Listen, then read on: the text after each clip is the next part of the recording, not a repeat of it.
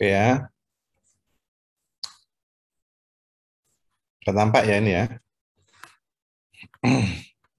Sudah, Bapak.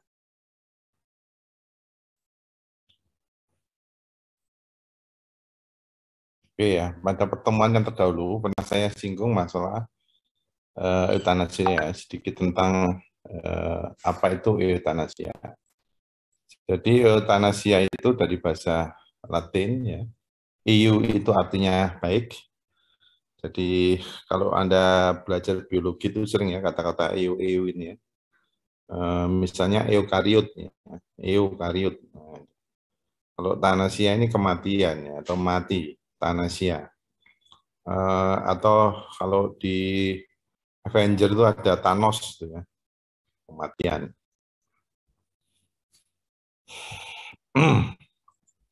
Jadi euthanasia itu ya adalah hak untuk menentukan kematiannya sendiri ya. Bila mana dokter memutuskan bahwa seorang pasien sudah tidak ada harapan untuk hidup. Jadi alasan dia minta mati karena tidak ada harapan untuk hidup ya, bukan karena kesulitan ekonomi ya, bukan karena masalah-masalah yang lain ya, tapi masalahnya adalah masalah kesehatan. Ya. Nah, sebenarnya apakah hak ini ada ya pada manusia secara akal ya? Kalau saya berpikir itu tidak ada. Hak untuk menentukan mati, hak untuk menentukan hidup itu tidak ada. Ya, kenapa? Karena kita hidup itu kan nggak tahu ya, lahir kita nggak nentukan nih mau minta lahirnya di Amerika itu tidak bisa ya, karena kita nggak ada kemampuan atau keputusan ke sana. Ya, begitu pula dengan mati ya, kita kan nggak tahu kapan mati, bagaimana caranya mati nggak ngerti. Sehingga sebenarnya hak untuk menentukan kematian sebenarnya nggak ada ya. Ya, tapi dalam logika akal pikiran manusia diadakan. Jadi eutanasia itu adalah hak untuk menentukan kematian jika dokter sudah mengatakan tidak ada harapan hidup. Berdasarkan KBBI, Kampus Besar Bahasa Indonesia, tindakan untuk mengakhiri kehidupan makhluk hidup yang mengalami sakit berat atau luka parah dengan sengaja. Jadi tindakan yang dengan sengaja untuk mengakhiri kehidupannya pada keadaan sakit berat atau luka parah. Nah, siapa yang melakukan tindakan? Dokter. Ya, ini harus dokter. Sehingga dokter itu kadang mempunyai dilema, ya, dilema ya, karena di Sumpah Hipokrates itu ada harus memulihkan kesehatan dan mengurangi penderitaan. Sehingga jika ada penyakit berat dan belum bisa disembuhkan, ya, sehingga menimbulkan penderitaan, bolehkah eutanasia bagi dokter? Ya, berdasarkan dari Hippocrates ini ya. Padahal disuruh untuk memulihkan kesehatan dan mengurangi penderitaan. Jadi pasien dibiarkan terus dengan peralatan bantuannya atau dipercepat kematiannya. Ini dilema. Ya, ini sering ya dihadapi oleh seorang dokter ya. Jadi misalnya pasien sudah parah gitu ya, sedangkan kita tahu ya ini sulit untuk ditolong ya, tapi tetap berusaha.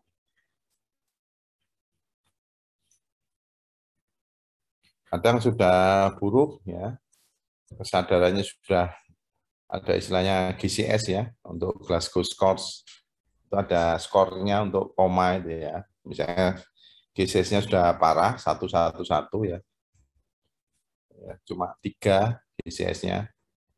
Nah, itu tetap kalau ingin ditolong ya dioperasi ya, dibedah. Padahal itu harapan hidupnya kecil ya, sudah keluar uang. Nah, itu jadi dilema ya, mau nolong nanti harapan hidupnya kecil, ya nggak ditolong itu masih ada harapan, ya, di dilema. Kemudian, penderitaan yang diderita itu bersifat subjektif ya. Jadi kita menganggap penderita atau tidak itu tergantung dua hal. Yang pertama adalah kadar empati seseorang ya.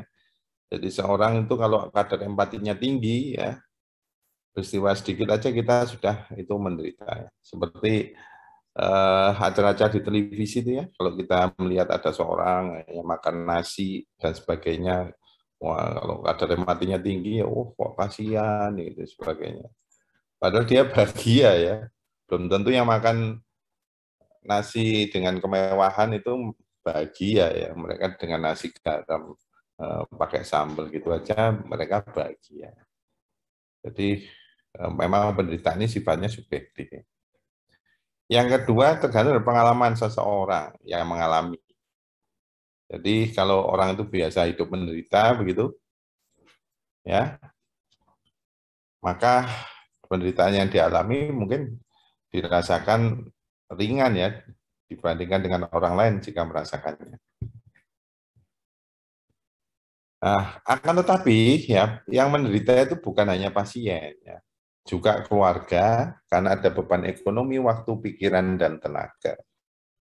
Sehingga ada pertanyaan mana yang lebih manusiawi, merawat terus atau menghentikan perawatan ya. Oke. Ada kasus di Amerika yaitu Dr. Jack Kevorkian di mana pasien minta untuk diakhiri hidupnya dan Dr. Jack ini melakukannya. Ya, setelah melakukan survei, 53% masyarakat Amerika setuju. Nah, ini kan artinya 50-50 ya, 53 ini kan ya besar. Ya, separuh-separuh, separuh setuju, separuh enggak.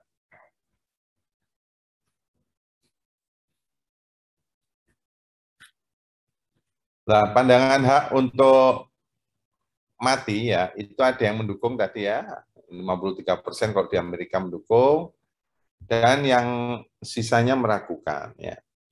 Yang mendukung alasannya adalah ya ada dua, ya. Yang pertama HAM, hak asasi manusia, hak hidup itu ya. Yang kedua adalah hak untuk tentukan nasib sendiri. Gitu. Tapi lucunya ini ya, ini hak untuk hidup itu kan ditentukan sendiri ya. Kalau berdasarkan hak asasi ya. Mau nasibnya seperti apa? Kenapa orang di Indonesia nggak pakai helm itu kok di dipidana ya, didenda ya. Padahal pakai helm itu adalah untuk nasib sendiri ya. Jadi tidak menentukan nasib orang lain, kecuali kalau kebut-kebutan, lampu mati, ya, tidak ada spion, nah itu kan membahayakan orang lain juga. Tapi kalau helm itu kan hanya membahayakan diri sendiri. Gitu ya. Tapi nggak ada yang protes tuh. Ya, tetap aja kena denda. Ya. Kemudian yang meragukan ya itu mengatakan bahwa orang yang sakit itu dalam keadaannya stres. Ya, sehingga pikirannya dianggap terganggu dan tidak layak untuk memutuskan sesuatu. Ya, mungkin dia sedang depresi ya.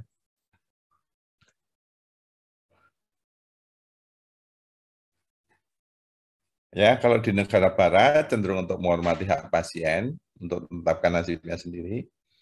Di Finlandia itu pada penyakit terminal itu berhak memutuskan bersedia berobat atau enggak ya. Sedangkan di Amerika Serikat itu ada hak konstitusional ya, untuk menolak pengobatan hanya yang ditujukan untuk perpanjangan proses kematian. Jadi kalau terapi itu bukan terapi kesembuhan, hanya digunakan untuk memperpanjang saja, itu ada hak konstitusional di Amerika berhak menolaknya. Nah, kemudian ada deklarasi Lisbon ya, tahun 81, di mana World Medical Association ya itu tidak setuju eutanasi aktif. Tapi yang pasif dia setuju ya. Kalau aktif tidak setuju. Ya, nanti dijelaskan ya apa itu aktif dan pasif. Nah, sehingga pada tahun 87 ada deklarasi dari World Medical Association ya, di Madrid bahwa eutanasia adalah perbuatan yang tidak etis. Jadi eutanasia itu hanya masalah etika ya, etis tidak etis, bukan masalah pidana. Ya. Tapi ini berbeda dengan di Indonesia ya, berbeda dengan di Indonesia. Hak untuk mati berbeda dengan eutanasia. Jadi harus Anda bedakan hak untuk mati dan eutanasia. Ya. Eutanasia ini yang melakukan dokter ya, dengan alasan tadi ya, penyakitnya berat. Ya. Jadi selama dokter itu tidak membantu, itu bukan eutanasia tapi bunuh diri ya.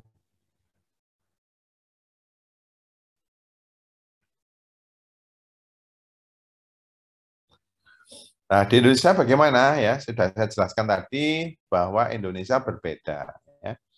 Kalau di Indonesia, eutanasia itu masuk ranahnya pidana. Ya, sedangkan kalau World Medical Association tadi tahun 83 itu masuk dalam ranah etis ya, etis tidak etis.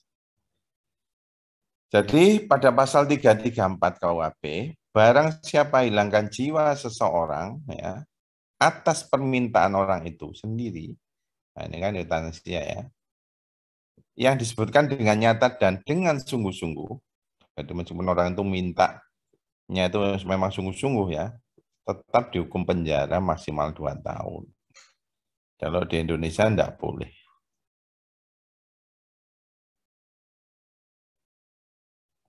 Nah, siapa yang diancam tadi? Yang melakukan dokternya, bukan pasiennya. Jadi bukan orang yang dimatikan, ya, tetapi yang melakukan tindakan eutanasia. Kalau bunuh diri tidak diancam hukuman ya di dunia, ya. Tapi kalau di akhirat langsung masuk neraka ya bunuh diri. Nggak pakai lama-lama. Jika menolak untuk diobati, secara umum di Indonesia banyak dilakukan kan banyak ya pasien-pasien itu menolak untuk dirawat itu banyak sekali ya. Misalnya dokter udah bilang untuk dibawa ke rumah sakit, oh enggak mau dok di rumah aja lah. Itu salah satu bentuk penolakan. Ya, jadi bahkan di rumah sakit pun ya setelah dirawat minta dibawa pulang saja itu ya juga banyak.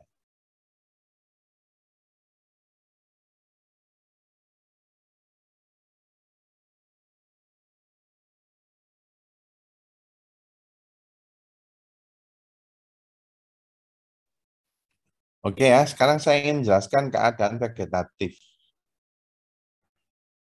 Apa sih keadaan vegetatif ya?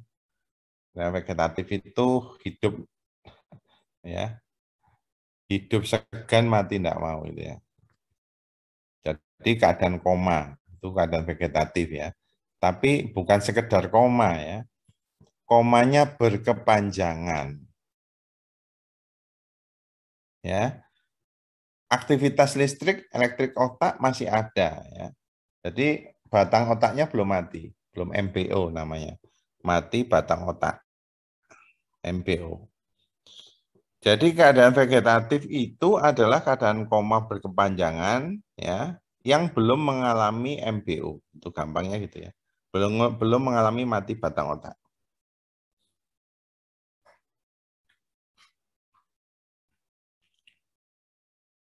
Contoh ya, orang-orang yang bisa kena vegetatif, keadaan vegetatif ya, itu misalnya cedera otak yang berat ya, kontusio itu ya, geger otak itu. Atau penyebabnya bisa karena benturan ya, bisa karena keracunan ya, gangguan nutrisi, infeksi dan penyakit degeneratif ya. Misalnya Alzheimer ya, dan lain-lain.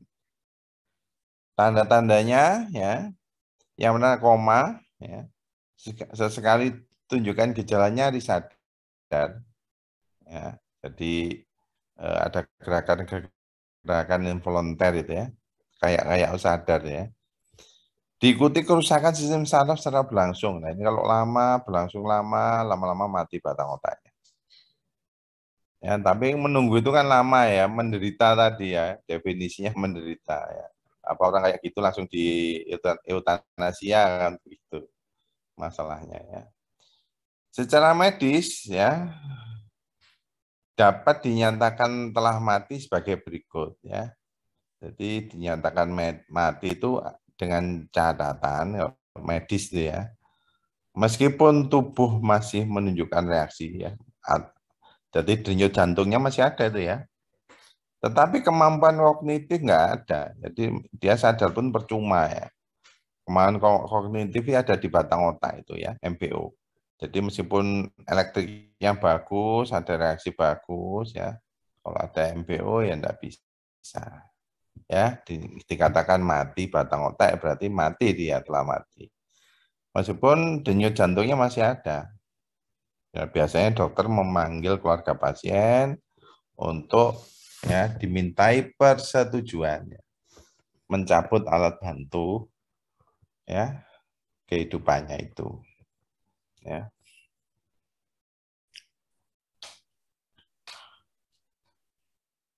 Jika berlangsung lebih dari 1 bulan ya, jadi keadaan vegetatif itu berlangsung lebih dari sebulan namanya KVP atau keadaan vegetatif persisten ya, lebih dari sebulan. Bahkan ada yang lebih dari 20 tahun ya, dan sadar itu ya di Amerika itu. Setelah sadar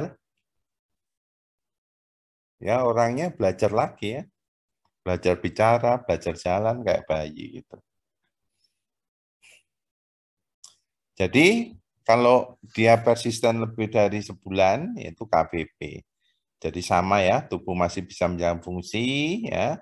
Kehidupan itu dipertahankan dengan bantuan makanan lewat infus ya. Nah ini tadi yang sudah saya singgung, jenis-jenis eutanasia ya, yaitu tadi kalau aktif nggak boleh ya di Amerika tadi ya. Kalau dia pasif bisa ya. Nah ini. Jadi berdasarkan Yesi, eutanasia itu dibagi menjadi aktif, pasif, ya. Kemudian ada eutanasia volunteer, involuntary, dan non-voluntary. Pasif ya itu mempercepat kematian dengan cara ya, menolak memberikan atau mengambil tindakan pertolongan biasa. Jadi pertolongan biasa. Ya, misalnya ya butuh oksigen nggak dikasih oksigen, ya.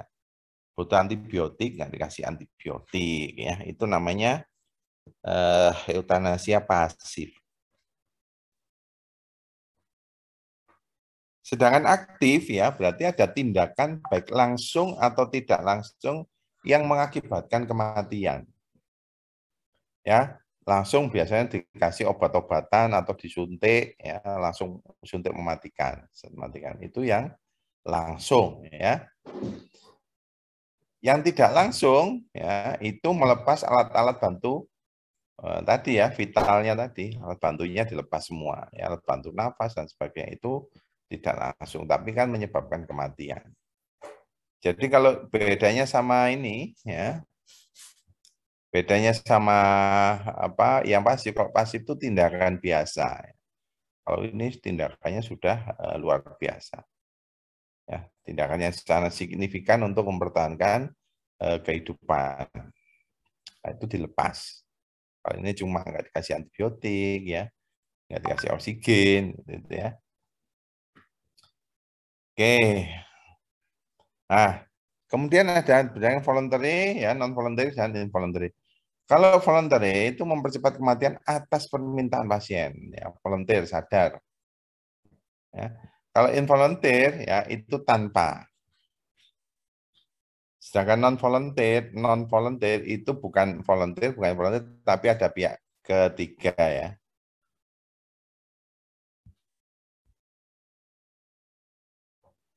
Itu ya bisa pemerintah biasanya lewat keputusan pemerintah.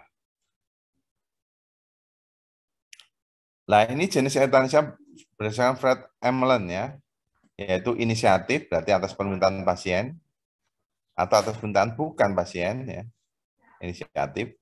Kemudian caranya pasif aktif ya sama dengan tadi ya, ya sih. Akibatnya bisa langsung bisa tidak langsung. Jadi ini mirip-mirip ya.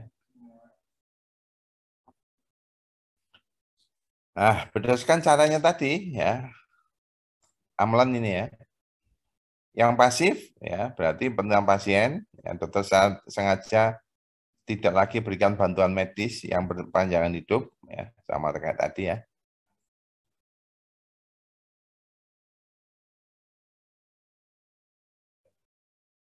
Ya, kemudian ada auto eutanasia, pasien sadar telah pertolongan medis yang dapat diperpanjang hidupnya ya. Ia tahu sikapnya akan mengakhiri hidupnya. Kalau aktif ya tadi, ya, permintaan pasien langsung disuntik tadi ya. Ada langsung, tidak langsung ya. Langsung cara akhir hidup lewat tindakan medis. Kalau tidak langsung, tindakan medis yang dilakukan tidak langsung akan mengakhiri hidup, itu bedanya. Jadi biasanya agak lama ini, lama baru terjadi.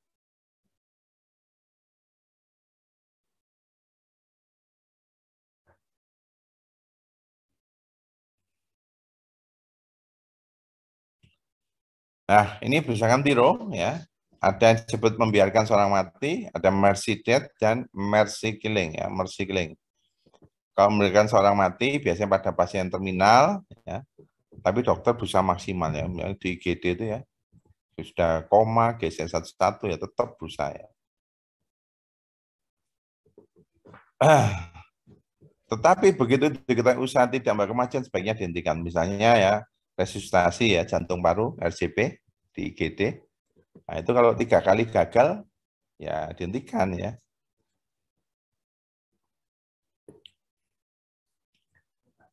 Kemudian ada mercy death. Ya, mercy death berarti bantuan bunuh diri namanya. Mercy death. Tindakan bantu pasien untuk penyakit terminal untuk akhir hidupnya ini seperti aktif ya. Orang lain lebih aktif ambil tindakan cepat kematian atas keinginan pasien. Jadi ini mirip dengan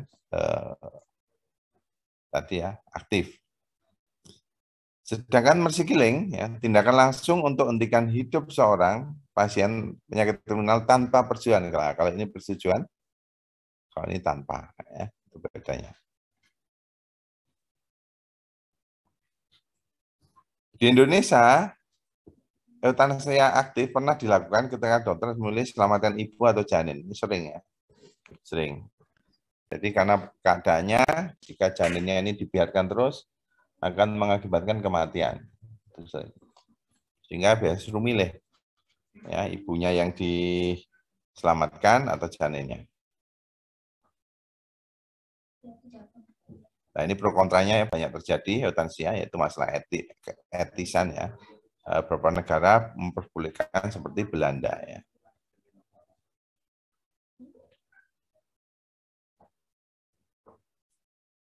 Jadi di Belanda itu diberi toleransi ya pada pasien atas permintaan sendiri dan ini syaratnya dinyatakan berulang-ulang. Jadi kalau pasien nggak sadar nggak bisa ini harus sadar. Dinyatakan berulang-ulang dan sungguh-sungguh. Jadi minta sekali langsung dituruti nggak gitu ya. Jadi memintanya itu berulang-ulang, minta. Berarti dia sadar. Dilakukan setelah konsultasi dengan dokter.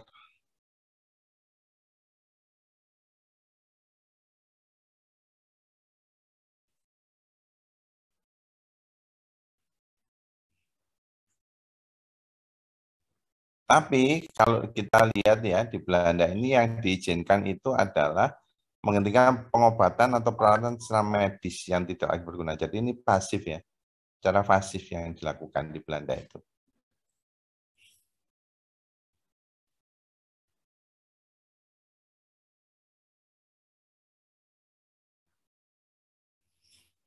Nah ini tadi pro kontra yang terjadi sudah saya jelaskan ya. Nah, kesimpulannya ya, eutanasia dalam KUHP dikategorikan sebagai kejahatan terhadap nyawa ya. Jadi banyak pasal ya, 338, 340, 344 dan 345 KUHP ya. Nah, juga ada pasal 63 ayat 2 KUHP memungkinkan dokter sebagai pelaku eutanasia dijerat dengan pasal 344 ya. Pasal 344 ini pasal pembunuhan. Ya. Pasal pembunuhan. Jadi misalnya tidak memenuhi unsur pasal-pasal 338, bisa langsung menggunakan pasal 344. Ya, oke. Mungkin ada yang ingin ditanyakan?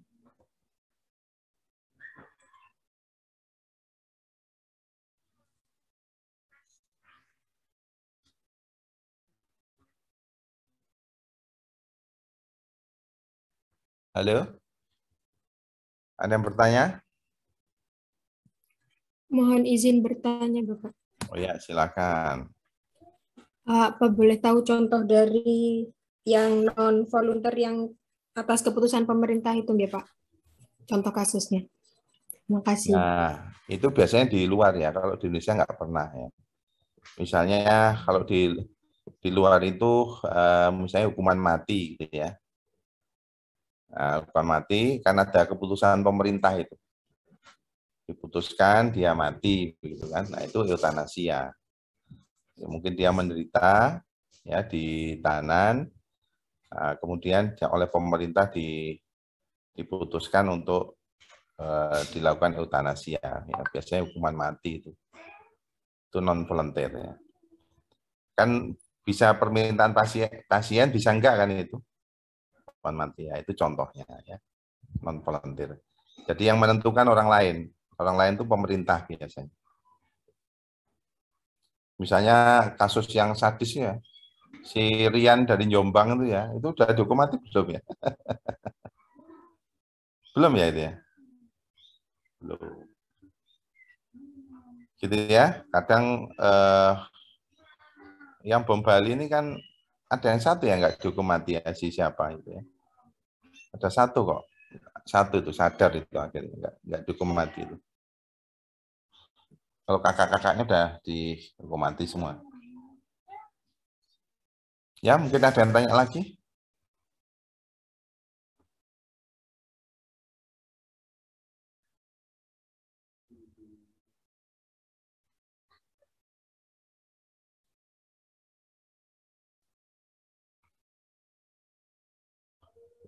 Tidak ada? Ya, kalau tidak ada, saya akhiri ya. Kemarin kita sudah diskusi sama Prof. Slamin, ya, Warek 1, dan sebagainya ya. Kuliah Zoom itu 30 sampai 60 menit ya maksimal itu ya. Di luar itu sudah ruwet. Dosennya juga ruwet, mahasiswanya ruwet. Gitu ya. Terima kasih atas perhatiannya. Mohon maaf jika ada salah kata. Saya akhiri. Assalamualaikum warahmatullahi wabarakatuh. Waalaikumsalam. Waalaikumsalam warahmatullahi wabarakatuh.